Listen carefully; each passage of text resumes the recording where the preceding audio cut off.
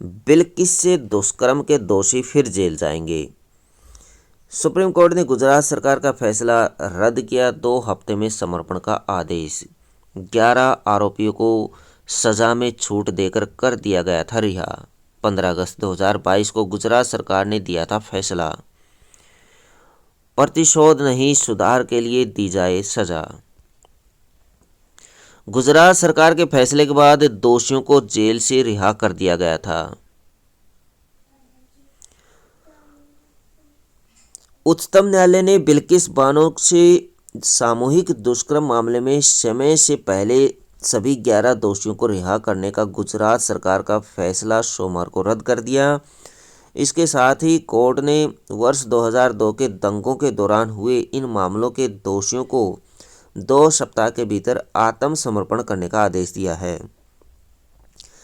न्यायमूर्ति बीवी नागरत्ना, न्यायमूर्ति उज्ज्वल भुइयां की पीठ ने गुजरात सरकार पर शक्तियों के दुरुपयोग और एक दोषी के साथ मिलीभगत का आरोप लगाया।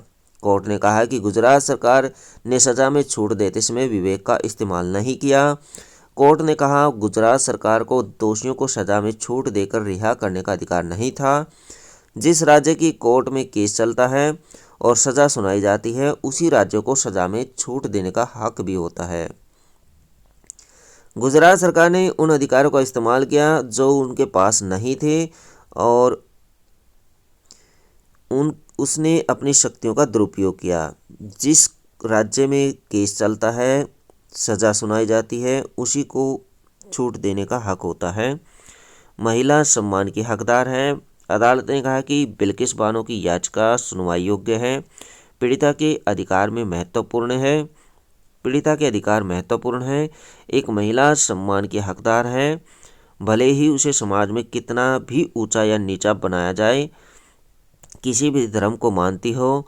दोषियों के पास अब इस कोर्ट में पुनर्विचार याचिका दायर करने का विकल्प है। बिल्किस बोली, आज मेरे लिए नया साल। फैसले के बाद बिल्किस बानो ने कहा कि आज मेरे लिए यही नया साल है। सुप्रीम कोर्ट का धन्यवाद। मैं बीते कुछ वर्षों में पहली बार हंसी हूँ। मुझे ऐसा लगा है कि मेरे सीने से पहाड़ जैसा पत्थर हट गया है। मैं दोबारा सांस ले सकती हूँ। न्याय कुछ ऐसा ही होता है। मुझे और मेरे बच्चों को उम्मीद है कि सभी को इस तरह का न्याय मिलेगा।